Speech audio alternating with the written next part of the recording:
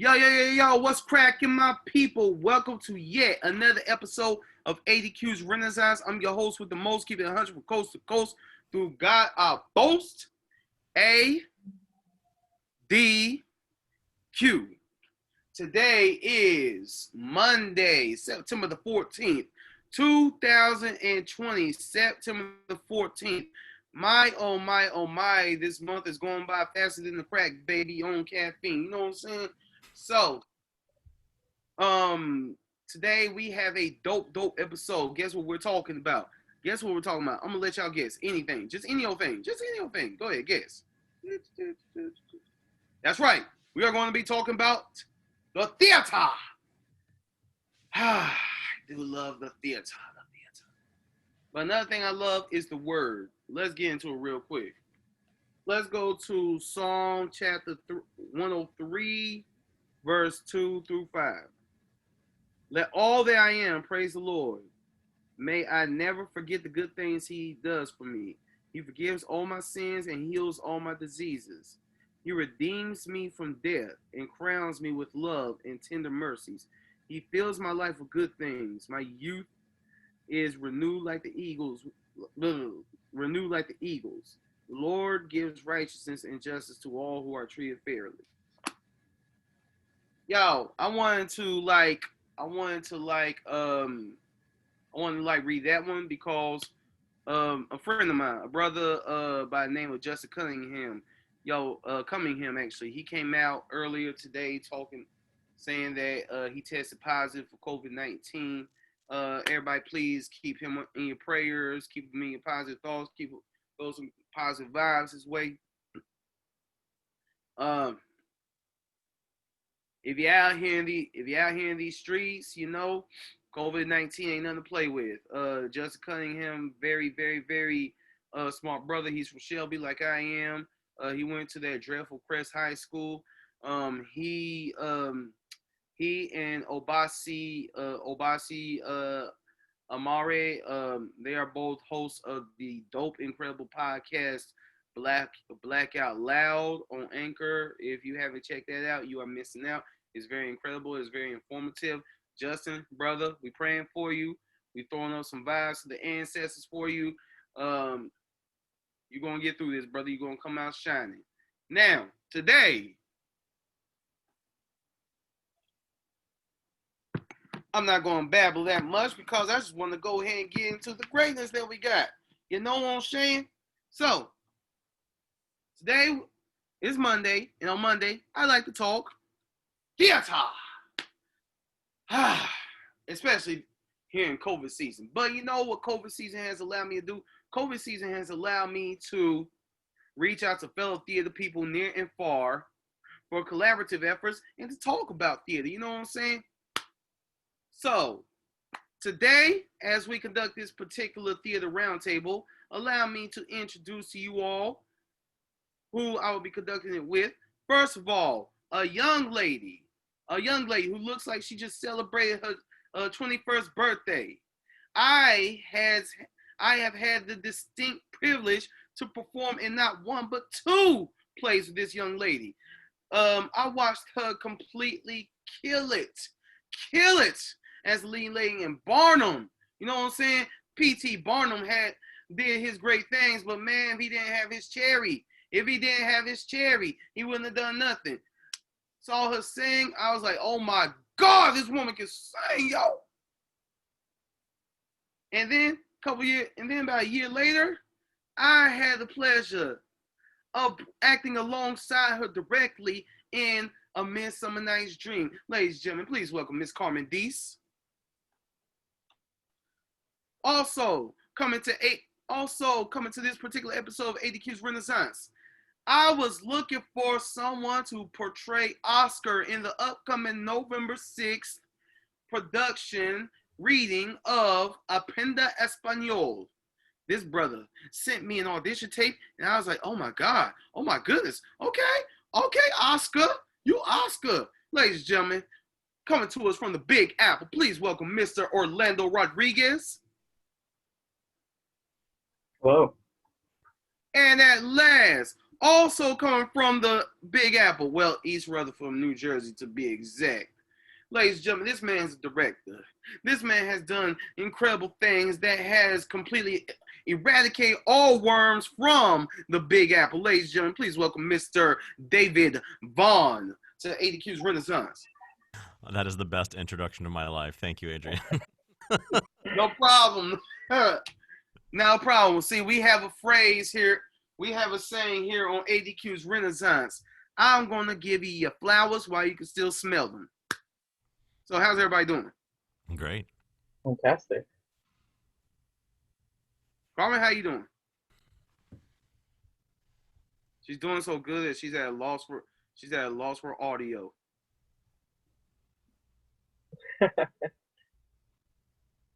She's at a loss for audio. Carmen, is your audio on? How about that? There we go. There you go. All right. Come on now, you cannot rob us of that incredible voice. No, you cannot. You cannot. You cannot. In fact, that's how we first met. That's how we first became friends. We was in rehearsal for Barnum. And I think it was I Like Your Style that you sang. And normally I'm like hanging to the back, doing my own thing and stuff. Very seldomly do I communicate with people so early in the rehearsal process. But when you sang, I was like, oh my God. Dang. Again, with these introductions, I'm for it. I'm only speaking the truth. Just, I mean, you can't sing. You can sing. You know, that was one of those shows where it was just in my sweet spot. You know, you find those roles where it's just right in the middle. Everything is easy. So that was definitely that role for me. Yeah, of course, I was there for the whole thing. You play that role like flawlessly. It's like, dang, my 35-year-old brain is acting up right now. The man, Gary. Yeah, Gary. Of course, he was playing P.T. Barnum, but you know, P.T. Barnum, he needed his wife to get things done and whatnot, and you fill that spot perfectly. Well, you know, I never met Gary even during the audition process. I think he was doing another show. I'm pretty sure it was Beauty and the Beast. So I never met him until we were both cast and we came to the first rehearsal. But I knew of Gary, and everyone I think who does local theater knows Gary. And but we just had great chemistry, that just kind of instant chemistry you always hope for. And so it was just fun. We just had fun all the time. Yeah, I have fun with that too. You know, I'm sorry that y'all hadn't seen me trying to dance. Orlando, David, you don't want to ever see me dance. I am the most rhythmless black person that you'll ever see in your entire life. No, wait a minute. I had you as a partner, so I don't know if I'd go that far. Excuse me. See, I was going to tell the whole Midsummer Night's Dream story too. You carried me. So in all fairness, no matter who I dance with, I am the lead. Yeah. So, and it's not because I'm that great. It's just I'm going to lead. So you just have to get used to it. Hey, when I dance, I embarrass my ancestors. I'm just saying. You make yours proud. Orlando. What's up? Man, we've been rehearsing for Aprender Espanol. You have been killing the game, man. You have been killing the game.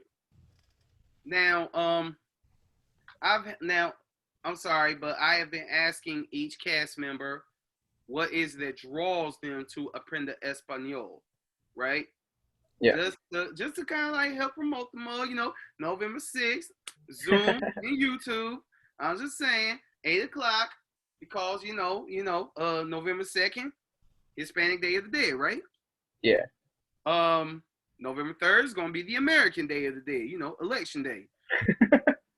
We're gonna need the 4th and the 5th to recuperate. So I'm like, on the 6th, theater, you know what I'm saying? So yeah, definitely. As you work throughout the rehearsal process of Aprender Espanol, what is it that draws you to the play? I would say that the biggest draw is just it's really relevant to right now. It's dealing with racism, even that black versus brown racism that's unfortunately very present in America. Um, yeah, I just feel like it spoke to me because it's searching for that unity between the cultures, and we need that right now. We need unity. I agree, and I would like to say unity. This is unity going on right here. We are a black man, a Native American woman, a Hispanic, a Puerto Rican, right? I mean Mexican. Mexican. I'm sorry, I'm Mexican. Mexican American man and a Caucasian American man talking about theater. If theater Yeah. is the ultimate uniter, you know what I'm saying? Now let's get to that Caucasian American man, David.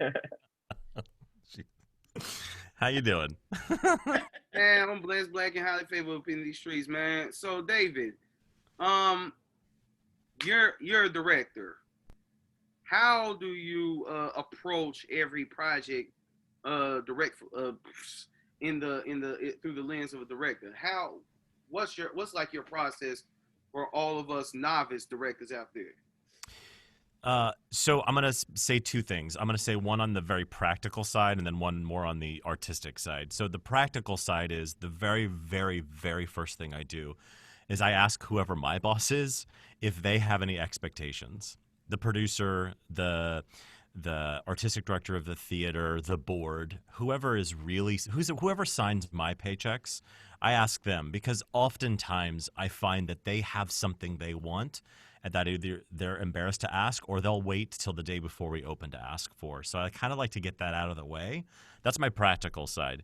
The kind of artistic thing is I would say the first thing I do is I read or watch if I don't know the show, I read it and then I just pick one thing that I like. And it can be a word a character says. It can be a poster from the first production in 1950. It could be anything. I find something that I just love about it, and I always go from there, whether that be the very beginning or the very end.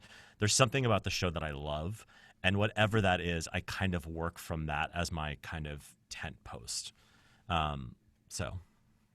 Oh yeah, I think that in any show that you direct, that you have to find something. You have to find something about it that you love, or else you are going to have pursued it, have butted. You know what I'm saying? Like not give the most effort that you possibly can. I mean, you can do all the work. You can do all the work that you can, all the resource material, all the Chekhov, all the Michael Chekhov, Stanislavski form of directing and whatever. You can try and stuff, but if there's not a relative point there, you're done. Would you agree? I would totally agree. Yeah. So back to you, Carmen. Now this is the part where I ask all three of y'all, what got you in the theater? So Carmen, what started you? Believe it or not, I was pretty shy. No. Yes, I was an incredibly shy person. But when I was 5 years old, I made an announcement to my family that I was going to be in the Little Miss Lumbee pageant and I was going to win it. Now, a couple things you need to know. I had never been in a pageant before. Just decided at 5, that's what I was going to do. And not only was I going to do it, but I was going to win it. And that was the part where my mom said, well, don't tell the other contestants that if we put you in it, because that's not going to go over so well. And so the Little Miss Lumbee pageant was the tribal pageant. And so, it was, we had 14 contestants and I was, again, between the ages of 4 to 6. And to everyone's surprise, I actually did win. Including my own. I don't think I realized that I had won until they were putting the crown on. I was like, oh, I did win this. Okay, this is pretty cool. And then throughout that year, you have certain things you have to do, And I was just terrified to talk to strangers in a parking lot who might come up and say, oh, congratulations, Little Miss Lumbee, because this is a big deal for our tribe. And about 1,500 people go to this pageant every year. And so it was, just a really big thing. And my mom was like, we got to do something about this, because you can't be little Miss Lumpy and not be able to speak to people, and just, terrified of being in front of people, which made no sense because I was not scared at all, obviously the night of that pageant. And I started taking dance lessons. My mom was like, okay, we'll put you in dance lessons. And then, maybe that'll help you and have some stage presence and feel comfortable in front of people. And that was a really big thing for my mom too, because she had always wanted to take dance lessons as a child and couldn't do it because they didn't have any studios that would take Indian girls, Native girls. And so, right. So there weren't any studios for Native girls at the time my mom was coming along. And so that she was just excited to be able to do that for me. And then my church choir director was giving me voice lessons. And in front of me one day, he kind of jokingly said that I always could sing in the same key, and that was the key of flat. And so I think at that point, my mom's like, we got to do something about this singing thing too.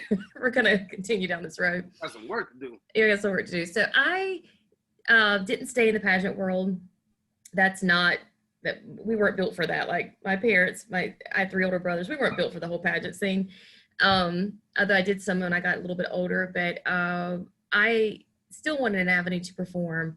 And I think my entire family, they're artistic and performers in that way. And so my 9th grade year, I was in band and I played baritone, and I was sitting next to this guy who was a senior and played tuba. And he said, you got to come and audition for this all county musical that we're having. It's all the high schools, and it's, huge. It's a huge production, and they have lots of money for it. It's a lot of fun. And I was like, there's no way I can do that. I mean, there's just no way. And the director would go to all the different high schools and hold auditions there, and then you would have callbacks at a central location. And he just every day harassed me. I mean, it was a literal harassment to get me to agree to audition. You should do it. You should do it. You can actually sing. You should do it. And I finally, the day of, I brought my music to actually audition. And it was Guys and Dolls. And I got a call back for the role of Sarah, which was huge. Yeah, I was like, what is this callback? They don't even know what this thing is. And so that's how I got into theater. And all throughout the rehearsal process, I thought that the director was the most horrible, mean human being in the world. And I was never going to do another show because she was just terrible. By the end, I loved her. And she became my voice teacher that got me out of the key of flat. And I had the bug. And I did it all through school. I got to UNCG and got a little disenchanted with theater. And when I made the decision not to make it a full-time career choice, I said, I can't do it at all. Because if I can't do it all the time, I can't do it at all. It was like I was too heartbroken about giving it up. And so I stepped away and didn't do anything for 13 years. Yeah, 13 years I didn't do any theater. And as artistic people, you have to have an outlet somehow, some way. Like you have to have that outlet in your life. And I decided I wanted to give it a whirl, and have been away from it for so long. I took an acting class when I was living in Charleston, South Carolina. And the teacher's like, you should do some stuff. And I'm like, I don't know, oh, you just do it for fun. And so I came back after that 13-year hiatus and just remember what it was like just to have fun and to do something for the pleasure of just making art with other people, other like-minded people. And until COVID, I was on a pretty good roll. So. Well, first of all, it's good that you learned dance, because it would have been funny if your mom would have said, you never know when you'll have to carry your guy in a Shakespeare play. You just never know. Yeah, I don't think that's quite what she envisioned, but it's worked out, actually. It did. And second of all, I will bet that you're not the only person who started off this whole theater journey, being shy. Because I was shy. Believe it or not, I was shy when I was little. And we're basically like what, a year or two apart. Yeah. You're 21. I'm 23. Anyway. Yeah, exactly. Yeah. But started doing theater when I was 5. Yeah. Well, see, I started doing theater when I was 11, and also, you're right. When you're artistic, you have to have an outlet, between my high school play, Damn Yankees, and doing Super Bowl back in 2008, what was I doing in those 6 years? Gospel rapping. Just rapping it up. Don't look at me like that. I got bars, too. Let's hear it. All right. Dang, just gonna put me on the spot. I mean, if you put it out there, that's what you gotta do. You gotta be prepared. Okay. Let's see. You didn't do theater because it doesn't. You didn't do theater because it doesn't come much green. Hey, Carmen, tell us about the Native American theater scene. Boom. The Native American theater scene. So, It doesn't even exist, was that? or doesn't even exist. So, there was once upon a time for a 20-some year span, I think it started in the 70s. I was doing this in 2001, 2002-ish time frame. So there was one of the state outdoor dramas called Strike at the Wind. Never was on the scale of the Lost Colony, which is ironic considering the connection between my people and the Lost Colony, but that's a whole nother story for another day. But anyway, it's called Strike at the Wind. It was based on one of our, historical heroes, often described as the Robin Hood of our tribe. Literally stole from banks, did things like left the safe in the middle of the street after his family was murdered by the Confederate Home Guard in an attempt to land grab. But anyway, long story, let me get back around to the point. That was an outdoor drama which was quite successful, and for many years employed the local Native community. And I actually had the privilege of choreographing it for a couple of years. So that was something that was meaningful to me because it was about my people and included my people, and be able to participate in it was pretty cool. But and there was also what we call the American Indian theater, which was a huge thing. It's kind of died down. I think it's basically, it's all what it was. Which had a huge, it's pretty prominent nationally. So, and it brought out quite a few performers in ways where you would see, mixing of traditional culture, with more, mainstream American culture, a little bit of what we call walking in two worlds, combining the two. So, and then of course there are plays like Black Elk Speaks, which are written about and by Native people. But the Native scene is not what it could be, not what it should be, I think. Well, you are part of the change today. You and your husband, y'all are a part of the change today. Because, if Stanislavski had his way, I'm pretty sure me, you, and Orlando wouldn't have done half of the roles that we've done, right? Like, you have to be a white dude to be Theseus. Right. When we were in Barnum, I played a guy named Julius Goldschmidt. How many daggone black Goldschmidts do you know walking around here? Yeah, that was always humorous to me. Said in 18, whatever. Yeah. I mean, even if it was like, a black, even if it was a black Jew, black Jew, I doubt it would be Goldschmidt or any of those European Jewish names. But, wow, dope story. Now, that was dope. Orlando, you gotta tell me how you got in the theater, man. All right. Well, I actually got into the theater. I was a bit later. I was in college. Basically, went to college. Had no idea what I was doing with my life.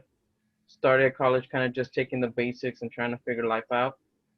One of those basic classes was theater. They call it theater practicum, where basically you work in the scene shop, building sets, and that's kind of like how you get your credit in that class. Oh, yeah.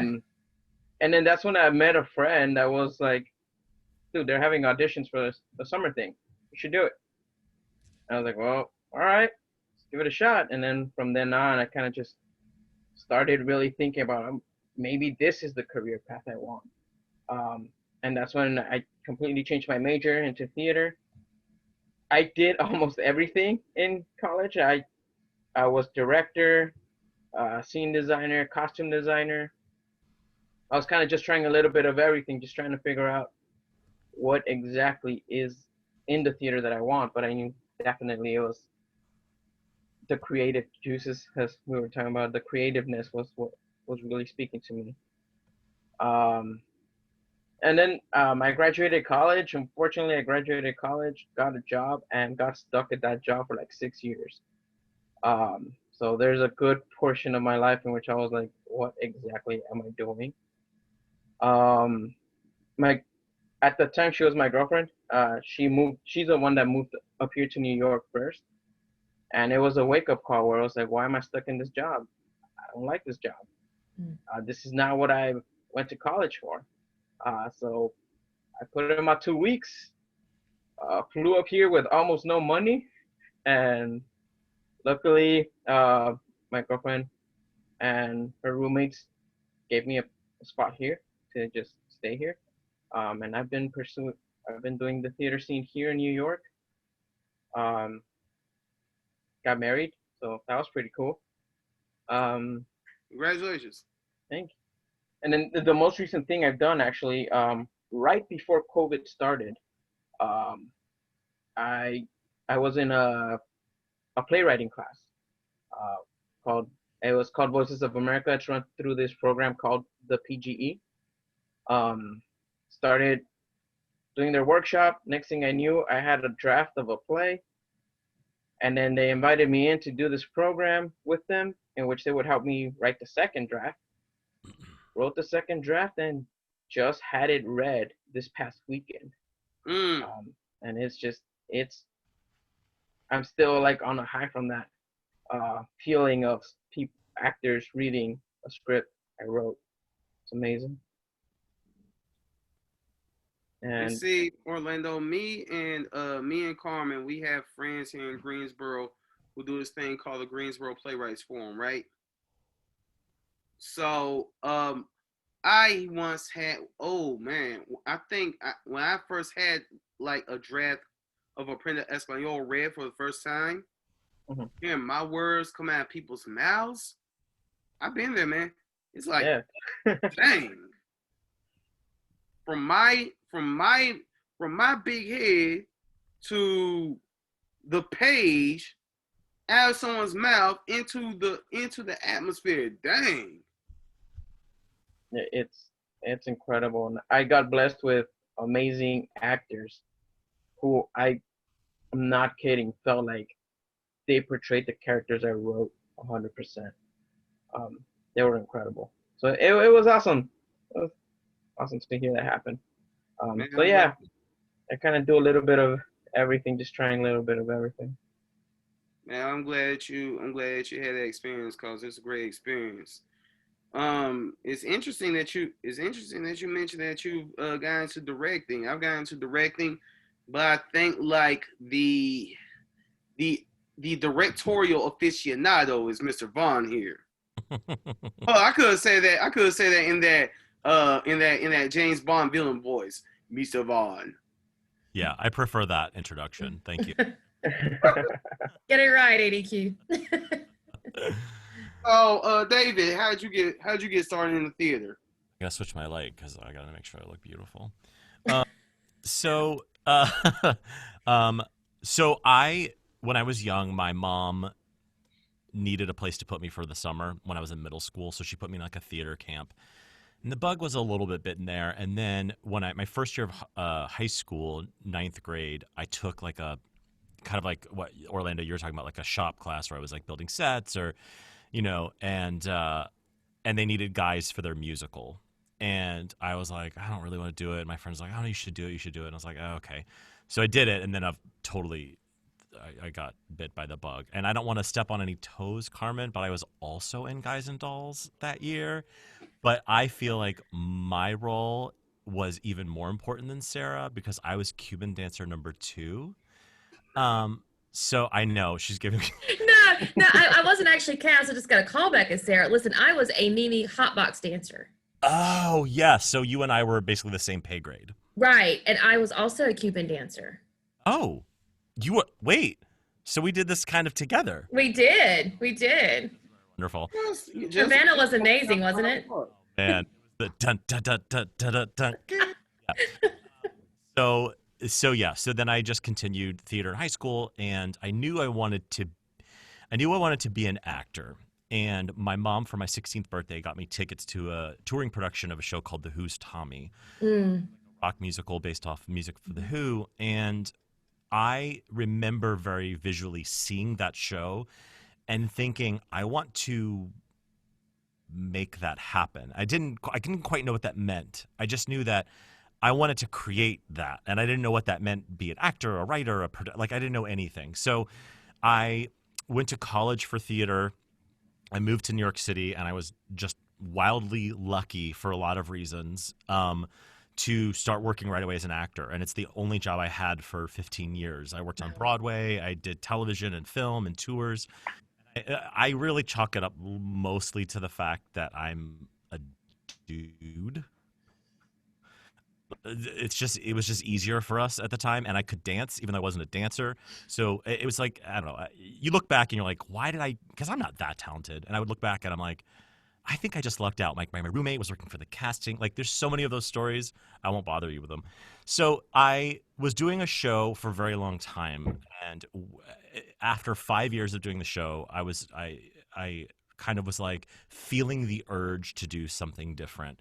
And I was doing a tour of a show I had been doing for a very long time, and it closed in Los Angeles. And I had renters in my apartment in New York City, so I thought, you know what? Why don't I just stay in LA for a while? I really want to do television writing. I want to do theater directing. I want to just take class. I don't know. I want to do something different. So I stayed in LA for a couple years, and oh my God, this lighting! Looks like I'm speaking in a log. Anyway, just people who are watching this, I'm sorry. My lights are and they're out of battery. So I was in Los Angeles, and I started studying television writing, and I started directing at a regional theater down there. And I just realized, oh, okay, this is it. I felt right. I was like, this is the next phase of my life. And I wasn't bitter about being an actor. I still do. I love acting. I love performing. I had just lost the hunger part of it, that just like, I'll do anything. Like, I had been comfortable, and I had gotten to do a lot of things I had always wanted to do. So I knew that directing and writing and kind of creating was that next step. So I kind of rebranded myself to people who asked that. When they say, oh, what do you do? I say, I'm a director and a writer. Whether or not I was doing that for money, that's what I just rebranded myself as. I was still doing acting work on the side. I was still, doing other things. So that kind of led me to where I am now. And so I have spent 95% of my theatrical life in musical theater. So I know my story is a little different than some of yours. So the play world is very exciting to me. I've written my first play recently, but I don't know it as well as the musical theater can. And I think I just fell in love with that as a kid. And so that was kind of my whole life for a very long time. So, number one, congratulations on doing Broadway. That is a life goal of mine. Number two, okay, do I have to get some bug spray? Because we're all getting bit by these daggone bugs. Number three, musical theater. Musical theater, I'm going to tell you a little something about musical theater. Most of my resume is made up of musical theater. Susical, back to the 80s. The Music Man. Yeah, I rapped in that too. Fiddler on the Roof, Working, Godspell. Let's see, Annie, and right after Annie, Barnum's actually the last musical that I've done. I miss doing musicals. And by the way, rap musicals, I talk about this all the time. People talk about Hamilton is amazing. All the shows recently that I've had rapping, wonderful. But I'm like, y'all, there's been so much rapping in musical theater for so long. Music Man, these shows have had rap in it for a very long time. Now, obviously, Lynn has taken that to the next level, but it is not brand new to have rapping in the musical theater world, as you know. Okay, so we know that Music Man has rapping in it, but you cut off when you mentioned the other one. Which one? What else does? Oh God, there's so. I mean, the most recent ones are like the obvious ones, In the Heights, and Yeah. but there is actually a rap. I love the show, and people make fun of me for it, and I take all the licks. But the show Footloose was actually super fun when I saw it on Broadway. But there is an entire rap in Act Two where he's trying to convince the town council to have this prom that they've been wanting for whatever, and it is horrific. It is people rapping on the ones and threes. You want to jump out of the theater, but it's there, and it was there, and it was 1998. So it was. You got to listen to it. It's fantastically horrible. How can anybody not want to cut Footloose? I mean, come on. The show was bonkers. I saw it my year after I graduated high school, and it was so exciting, and so it was just like it was young, it was aggressive, it was athletic. The choreography it's the first time I ever saw choreography that wasn't based in a traditional discipline, be it ballet or modern. It's like hip hop guy and AC Ciola, so it just everything looked different. It's why I fell in love with Tommy. Tommy had the band on stage, and it was very almost operatic in its staging. There was a moment where a mirror breaks, and the whole stage was just raining mirror pieces, and it was just very over the top and different. I think those are the shows that connect with me, that are just totally different. And I go, oh, because I think a lot of us, especially as kids, are like, oh, musical theater is Phantom, Les Mis, Cats, whatever shows you were kind of bussed to go see, and those are great shows, but sometimes you need somebody to kind of grab you with something new, and I think Hamilton has obviously done that with a lot of young people now. In the same way that Rent did as well. Well, exactly, and they say every 20 years some show comes around and changes musical theater. West Side Story, and then 20 years later Chorus Line, 20 years later Rent, 20 years later Hamilton. So yeah. So I'm going to have to wait until like 2035 to drop my atomic bomb on musical theater. Yes. And let me tell you how I could relate with Footloose. Footloose takes place with a young rebel trying to turn a small conservative town on its ear, right? Mm-hmm. Yeah. Yeah. I consider myself to be some type of rebellious type. I got a little conservative in me, but mostly rebellious. I'm from a small town in North Carolina called Shelby, Shelltown in the building. And but whenever I go there, I don't want to turn it on its ear. I want to say, hey family, hey old high school friends, how y'all doing? Bye. Orlando, have you done any musical theater? Cause this guy has, and I know she has. Have you done any musical theater? Oh no. No, you don't want to hear me sing. You don't want to. You don't want to see me dance, man. I love watching musical theater. As we were talking about shows that actually impact you, one that I got kind of made fun of, but I thought it was great, was Bat Out of Hell, which is all Meatloaf music. But it's just that wildness of the show. The story was weird. I can't even begin to tell you what that story was. It was like Peter Pan on crack with Meatloaf music.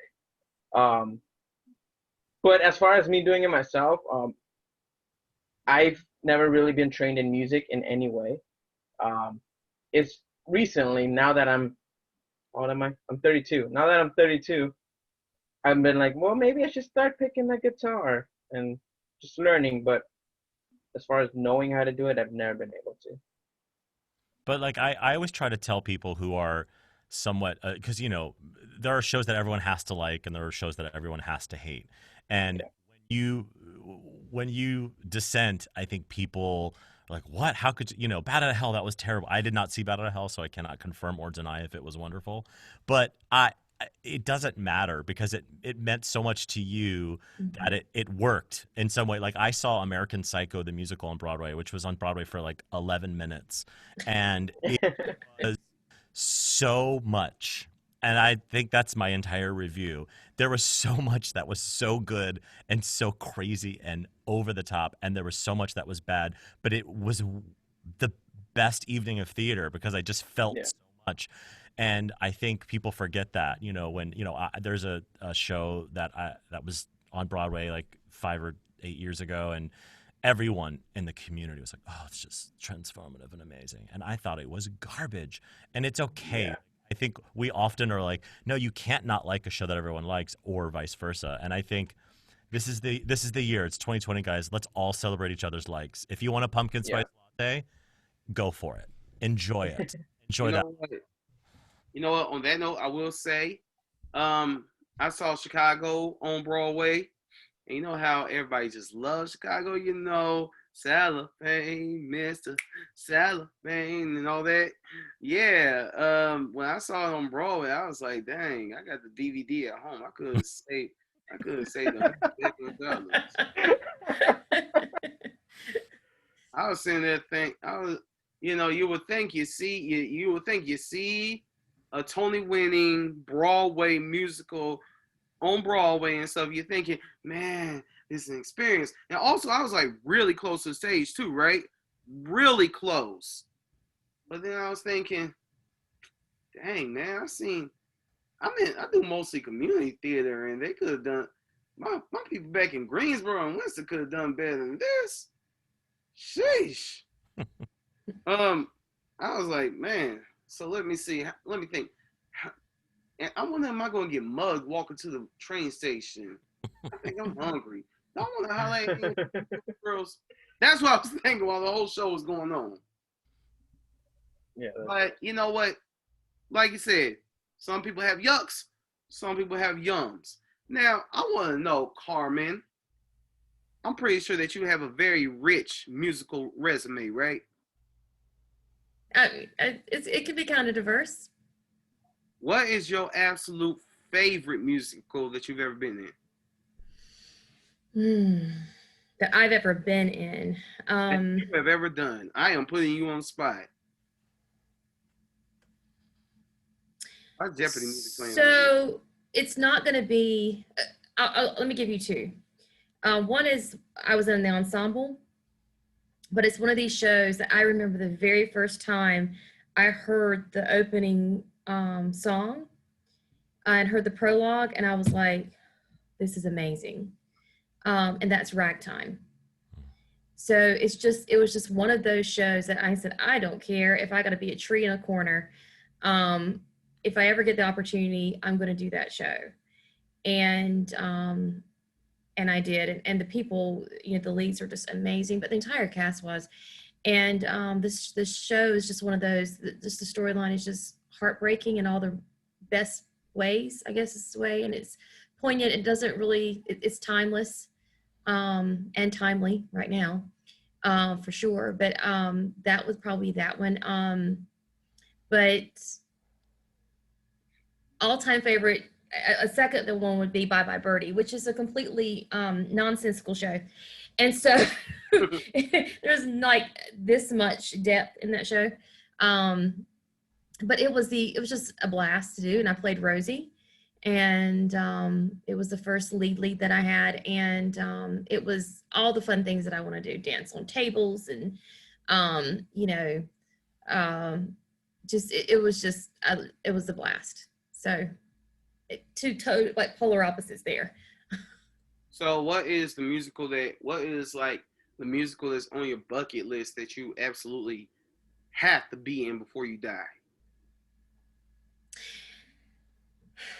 So is this going to be kind of like that role that you want to do, or just the musical that you want to be in? Role you want to do. So there are two of those, and they're both Andrew Lloyd Webber shows. Two of everything, don't you? Well, as I am, yeah. Evita. Evita? Evita, yes. Yeah. Okay, I can see a little Don't Cry for Me, Argentina coming out of you. Or I'd be surprisingly good for you. So anything in that show I just love. I choose you over Madonna. Huh? I choose you over Madonna. And gosh, this is really hard. We asked the hard questions on ADQ's Renaissance. So I've kind of grown past wanting to play the narrator in Joseph, an Amazing Technicolor Dreamcoat, but there are some great roles in City of Angels. And I love the music. I love that style of music.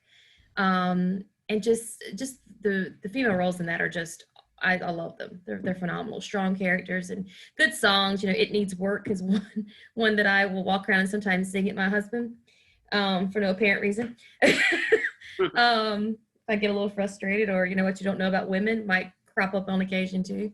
That nice little duet there. But I'd like to do that because it's not done. It's not performed, and just I love the music and the style, and just the whole.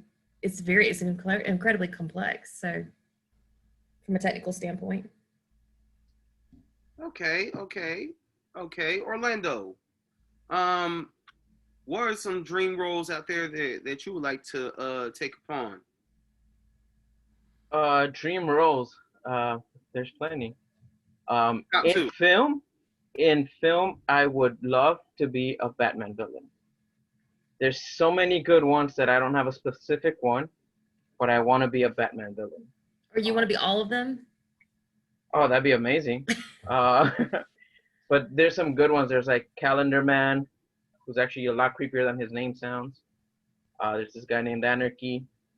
I would, yeah, just being a villain in a Batman movie would be like dreams. Okay, so real quick. Just real quick. I mean, we're talking about theater here, but since you brought up Batman, I can't help but I can't help but do this real quick 1 minute rant real quick. I think I've tapped out of the Batman universe for several reasons for the time being. Number one, because everybody know MCU is kicking DCU's complete butt right now. You know what I'm saying? I mean, when a superhero movie makes you cry, you know, I'm sorry, DC, y'all suck right now. Number two, the travesty, the outright blasphemous travesty that never really existed. We just all had a little bit of a high moment with Batman versus Superman, the horrible movie that never happened. I can't forgive them for that. Number three, they're doing another Batman reboot. Why? See, and I'm on the other end. I'm actually excited. I agree with you 100% about Batman versus Superman. That was so disappointing. The whole Martha scene was my biggest frustration in a movie. But I'm really excited about this new Batman just because they're finally gonna tackle on Batman as a detective. This is not gonna be the Batman that just goes in and fights. We're going to the origin of Batman, and he's a detective. That's what he does. The only thing I'm worried about is the only 25% of the movie has been filmed. And there's a fourth reason why. Real quick, and then I'm gonna let you say that. The fourth reason why that complete garbage casserole, overrated freaking Joker movie.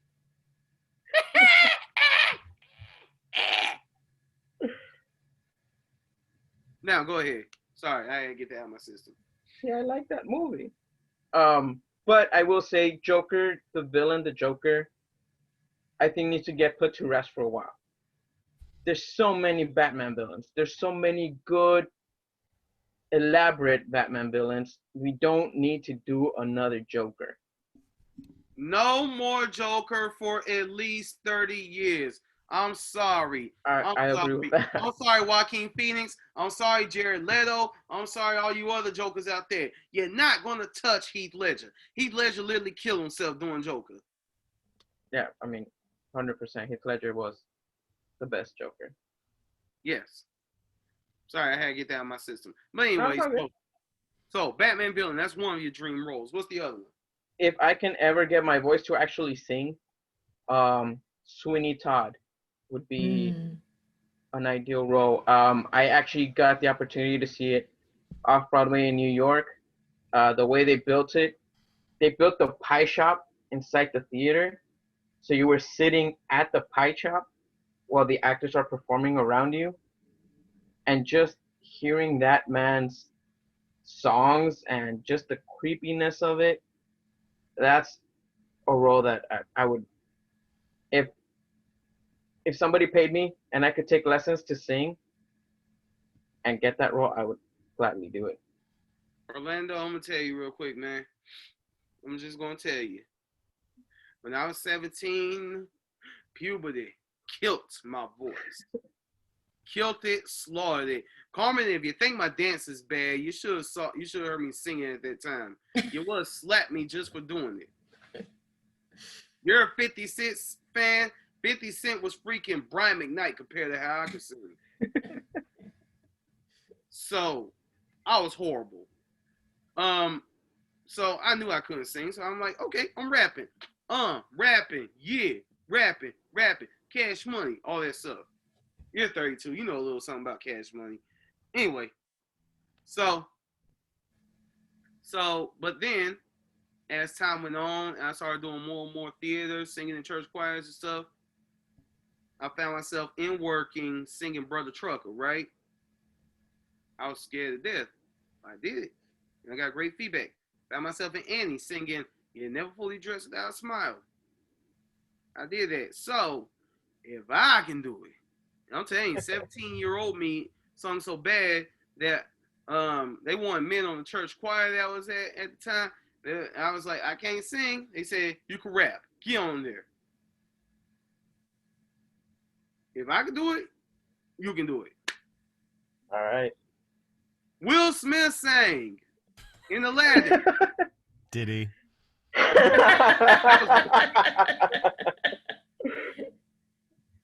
Why you say that, David? Did he? He spoke rhythmically. He went for the stars with that Arabian Night. He went for it. He did. You were right. He did go for it. But did he make it there is the question. I think he did decent with the Prince Ali, which that doesn't really demand much of your voice. I don't know, Carmen. You're the singing aficionado here. If you could grade Will Smith on his singing in Aladdin, what would you give him? I get a pass on this because I haven't seen it. Who has? Okay, so David, what did you give?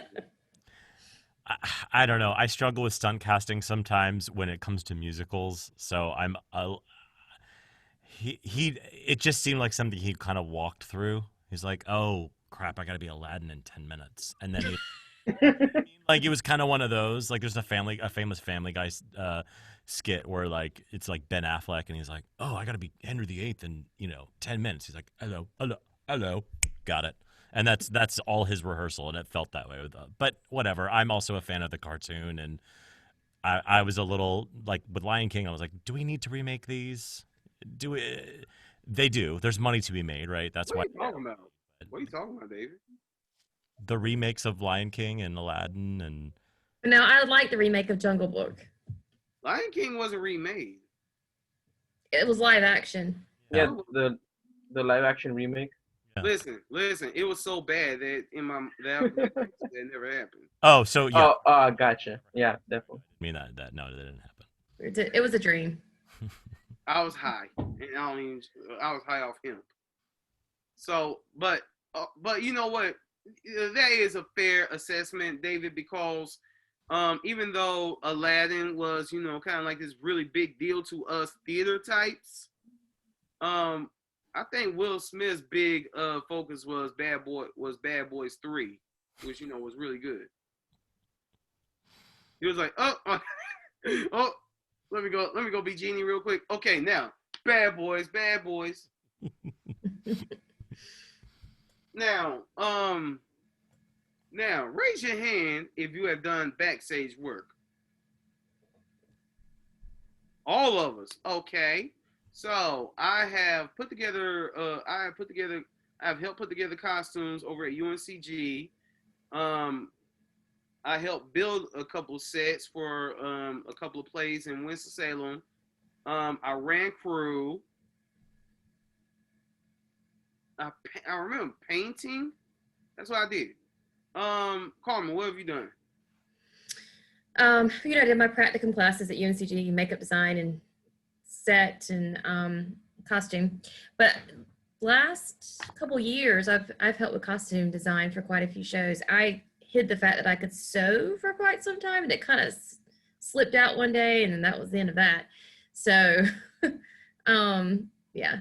In fact, this past December, I was in The Women. I played the role of Mary, and then also helped costume that show. I would not recommend that combination. Yeah. You know what? I could tell when we were in A Midsummer Night's Dream that you had experience in costuming, or you were just bossy. Which one was it? Both. Yes. Hey, you kept me right. You definitely kept me right. Orlando, what was your backstage experience? I actually have plenty. When I started off, I was doing mostly running crew. Back at my university at UTEP. So I did a lot of backstage until I got hired as work study in the scene shop. So I helped build most of the sets that were run those years that I was in there.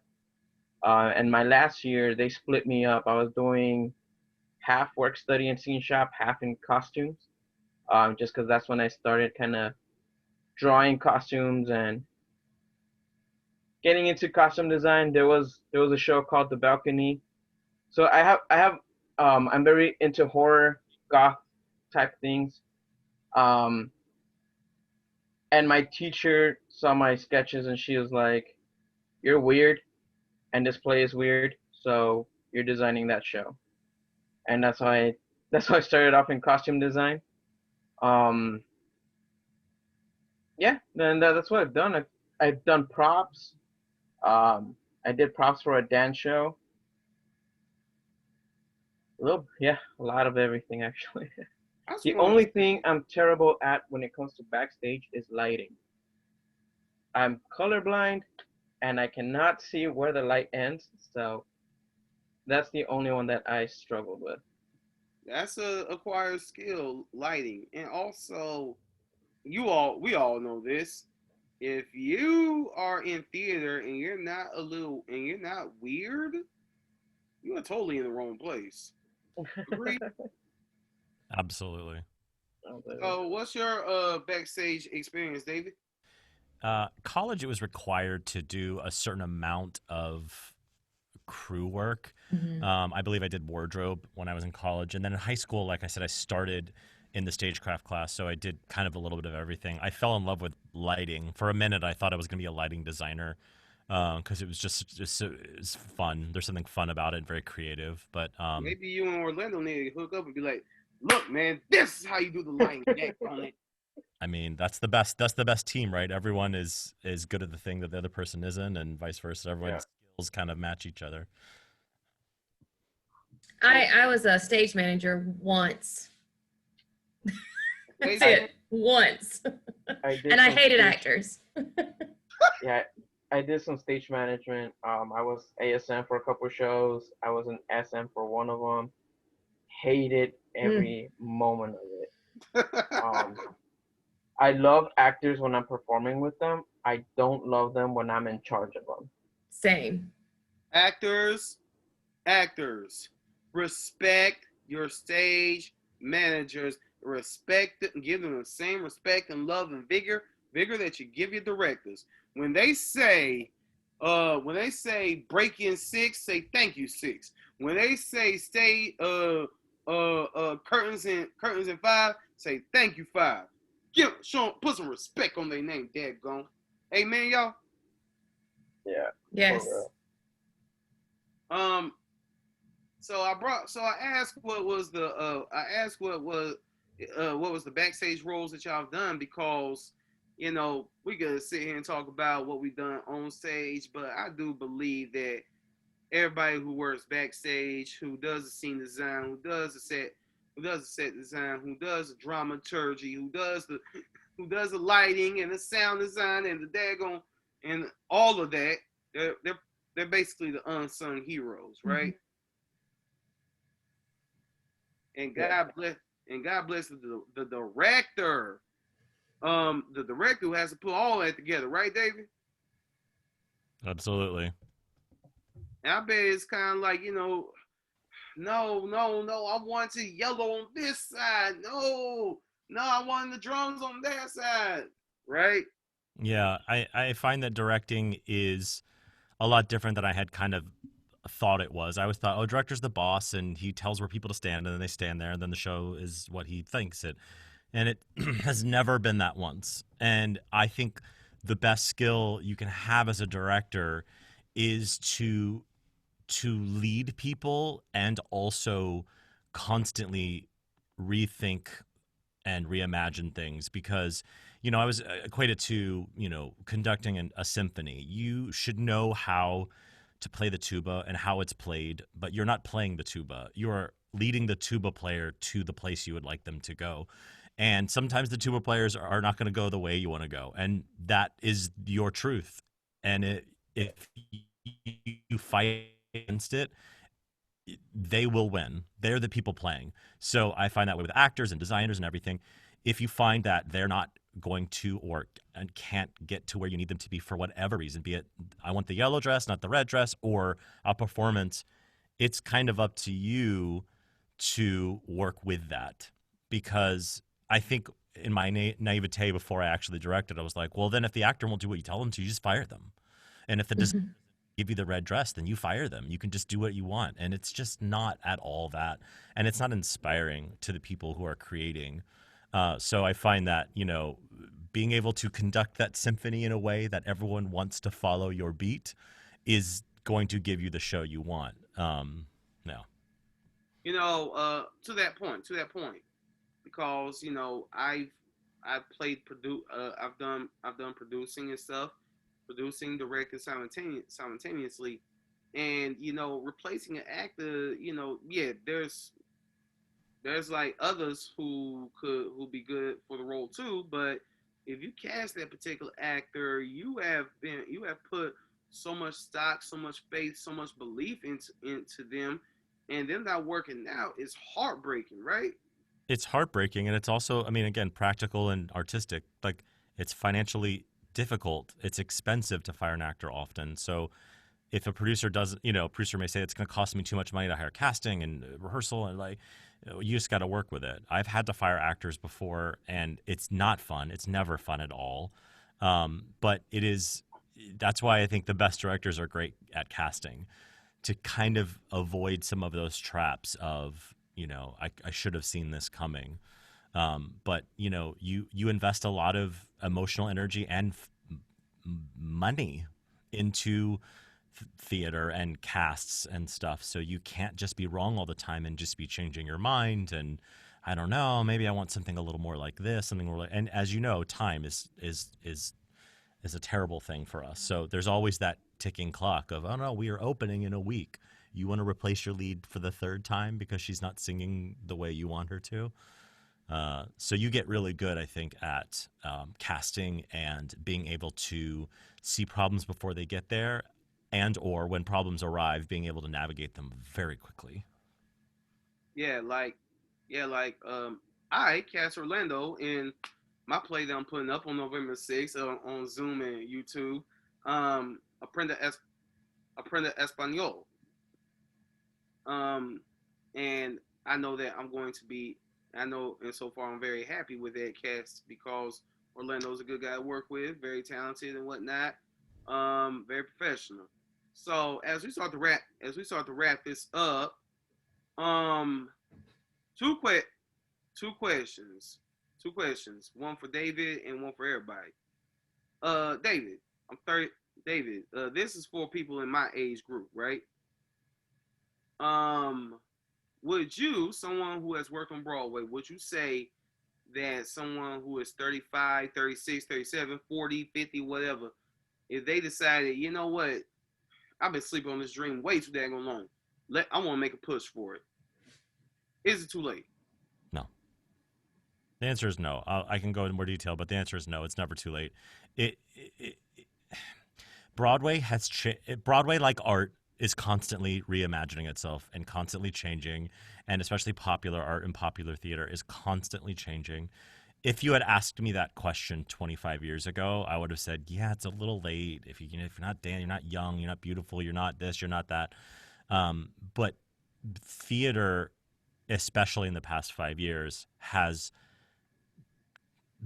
been desperate for diversity, and I think it's first been racial, which is obviously imperative, but I think it is also eager to find different faces and bodies and abilities and stories and sounds, and it's not a kind of homogenous.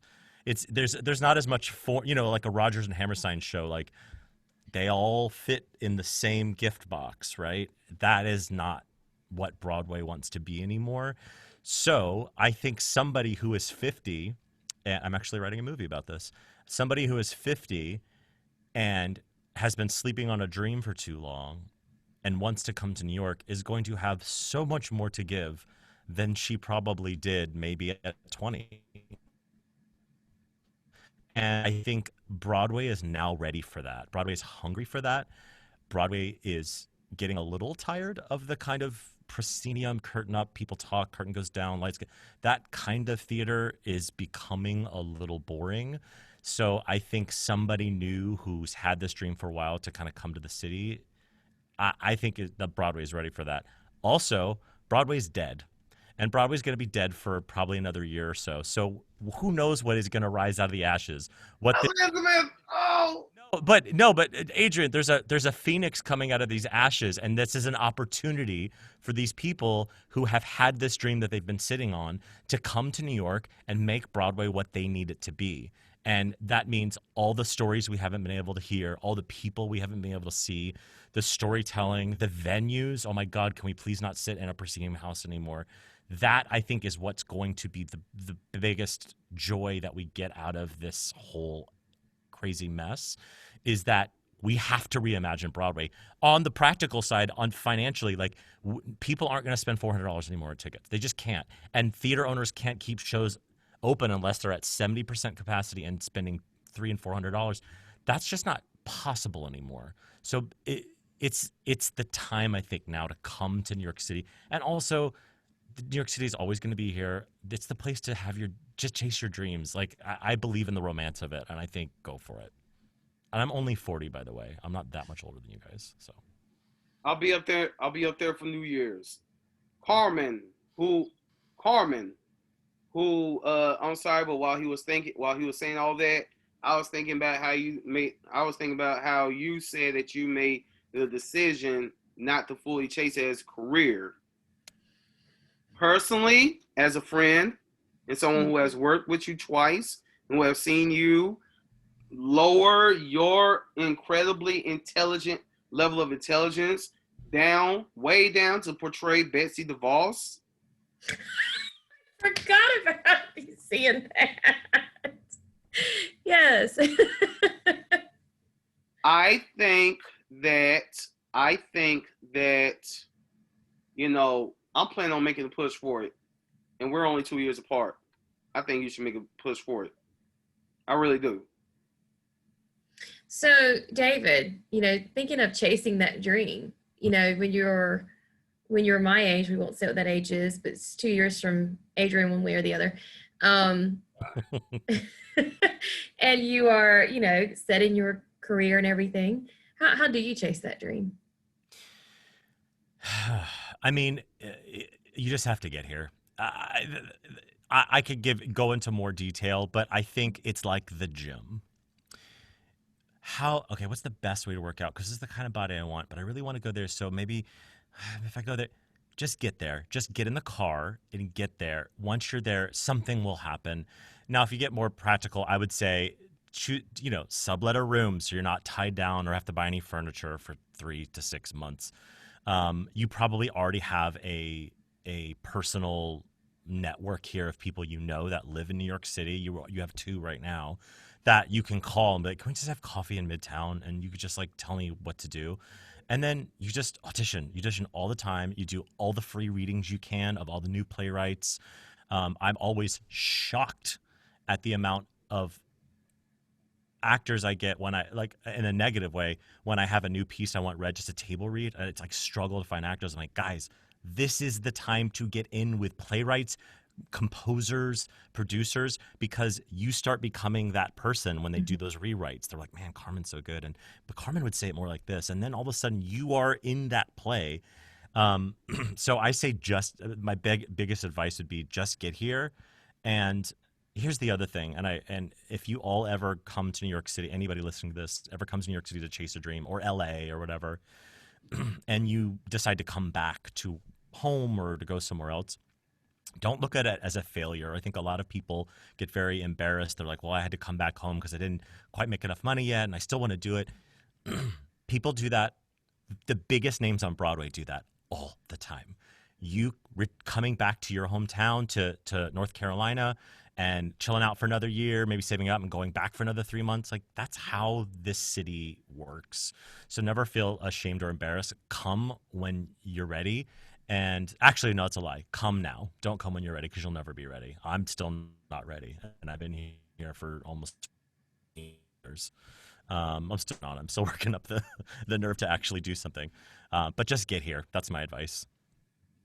You have a fan. I mean, Adrian speaks the world of you. You know, you have 2 friends here already. I mean, you're good. Awesome. Thank you for that. Just so you know, I'm planning on taking that advice too. There, going shoot. Do ADQ's Renaissance from a Starbucks do ADQ's Renaissance from a black-owned business in Harlem or something. So like I said, as we wrap this up, because it's 10:35 p.m., people got stuff to do in the morning. So Carmen, after hearing all that, what is next for Miss Carmen Deese? I'm not entirely sure. I think, but hold on. But let me do the follow-up. One of the things I continue to do is just, work on my craft, which means continuing even in the midst of COVID, continue to work on my voice and creative ways to stay tuned in what's going on. And then for me, it's going to be being open to what opportunities present themselves. Great answer. Beautiful answer. Orlando, what's next for you? I'm going to be doing a reading of this wonderful play November 6th called Aprender Espanol. And as far as in general in life, David, I'm thankful for what you said about leaving New York and coming back, because I feel like right now that might be where I'm headed, where I leave for a bit, recharge a bit. I feel like I found a new love in playwriting, and that's definitely one that I'm going to target. I want to write, but especially with everything that's happened, it's been emotionally and financially draining. So I'm looking at the possibility of heading out for a bit, but definitely I think New York is such an open opportunity that I'm so willing to come back and just jump right back at it. All right. Nice. That does sound like a really dope play. David, what's next for you? So I was, right when COVID happened, I was directing a new musical in LA, brand new, about a Chinese American immigrant who owns a mannequin factory, and the mannequins come to life. Totally normal musical. It was bananas, but so fun, and I was having such a great time. I'm hoping that is revived next year or the year after. But in the meantime, like Orlando, I have always written television and movies, but I have always hungered to write a play, and for some reason, it's so hard. It's been so hard, and TV is so easy to write, and plays are so hard. So what's next for me is I'm taking a playwriting class, just starting from the beginning, just to force myself to have some accountability. And so I'm going to focus on my writing while COVID is, rearing her ugly head, and hopefully come out of this with a couple, or at least a play. So, Well, I'm relatively new to the whole playwriting thing. Aprender Espanol is gonna be my third play that I've put up publicly, and I'm very excited about it. I wrote it like um 2 years ago and stuff, and okay. So real quick, I'm going to share with y'all my playwriting technique. Okay, two things. Number one, sit down, write, just write, refine everything later, but just write. Number two, if an idea is in your head, I love touching my locks. I don't know why. If an idea is in your head and you find yourself making up lines on the fly and talking to yourself, that's when you got something. That's what I've done with everything that I put out so far. So the best advice or the best description I ever heard of writing a play is everything gets worse until it explodes. And then that's a play. Everything gets worse and then it explodes. And I was like, oh, that's fantastic. So Carmen, if somebody wanted to say amen to me and saying that you are like a wonderful person to work with, if somebody wanted to tell you how great of a singer that you are, or if you needed to tell a Shakespearean caster out there somewhere that how you nailed it as Hippolyta, how can people get in contact with you? Oh, you can find me on social media. You can email me. You can call me. What are we giving out here, Adrian? What's your email, social media? Just ways for David's director friends in New York to contact you. All right, David. Here's my info. Find me on Facebook at Carmen Page. You can find me Instagram, Indian Larkin. What was that, Adrian? I didn't know you had an Instagram called the Indian Larkin. Yeah, so like the letters Indian. Okay. Oh, I'm watching it go across. I'm gonna look that up. Yeah, Indian Larkin. And then I can be old school too. We can do email here too. Email's not old school, but go ahead, give them your email. cpds@gmail.com. All right. Orlando, how can people contact you? I would say, I have a Facebook. You can find me on Facebook. It's just Orlando Roderiguez. And I have Instagram. It's at orlando.f.rodriguez. And I think that's all I have right now because I got rid of Twitter and I got rid of other stuff. Get rid of Twitter. You were scared that Trump was going to find you or something? No, it's just I'd rather just not look at it. So I went away for a while. Good idea. David, how can people contact you? I am at David FM Vaughn everywhere on the internet. All the platforms, it's the same. So David FM Vaughn. Beautiful. And if you want to contact me, my email is ADQ4, Christ, as in Jesus Christ, at gmail.com. ADQ4Christ@gmail.com. My Twitter handle is AvenueADQ_85. That's right, I named it after Avenue Q. My Instagram is DionChocolateGod85. And my Facebook, you won't find me on Facebook. It's my full name, Adrian Dion Quarles, ADRIANDIONQUARLES. Please don't call CIA on me. Coming up next, on Wednesday on ADQ's Renaissance, I'm going to be talking with my man, my good friend, Jermaine Studwell. And on Saturday, chopping up with my brother, Nat Man. Look out for James Lyons' play in Winston-Salem, Battle of the Sexes. And look for Aprender Espanol, November 6th. Zoom, YouTube, written by your boy, starring your boy Orlando. So I'm looking forward to that. Carmen, I can't wait to work with you again. When I'm doing new plays and whatnot, I'm like to myself for most of the time, unless I know people. But when we did Barnum, I made a new friend out of you. And yo, Real and yo, when Do you remember what we bonded over first, though? we did not bond over the fact that I thought that you were white first. We did not bond. This is true. And then you were so perplexed by my love for 90s hip hop that That too.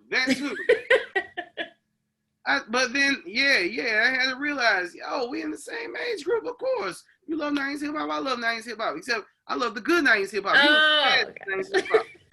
50 Cent, really? No. No. It was not a 50 Cent. It was 2000s anyway. Say what? That would be 2000s anyway. True. Very true. Very true. But that's what we bonded over, because TLC, when we had a cast party at your house and you were playing at TLC, I was like, which one of these white people is playing TLC? No offense, David. That's what I was thinking, and then Carmen was singing along. I think you were singing along. Don't go chasing waterfalls. I was like, Carmen, you my sister. And then we bonded and we've been good. Yes, and you carry, and actually, real quick, I'm gonna tell you, A Midsummer Night's Dream. I tried Shakespeare like 2 times before that and fell flat on my face. Screw you, Shakespeare. But then when we did A Midsummer Night's Dream, I blame you. That was my successful shot at Shakespeare. So thank you, my Hippolyta. Thank you. Yes, the world's shortest Hippolyta. That was me. The world's greatest Hippolyta. That was you. That ended up being a lot of fun.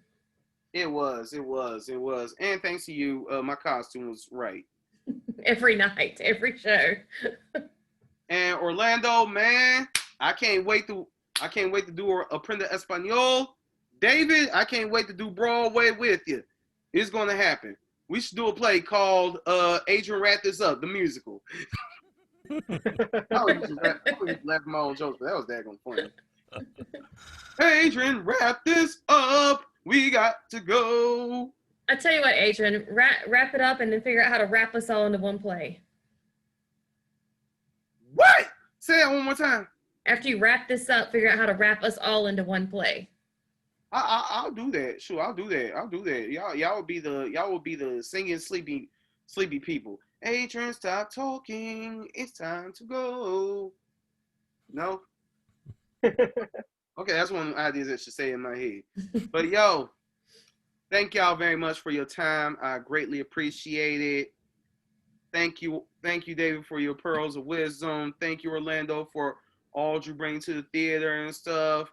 Thank you, Carmen. In fact, Carmen, Orlando, I'm just going to say especially thank you, because in my theater travels, I haven't seen that many Native people. I haven't seen that many Mexican-American people. So y'all bring more of your people into the theater, please.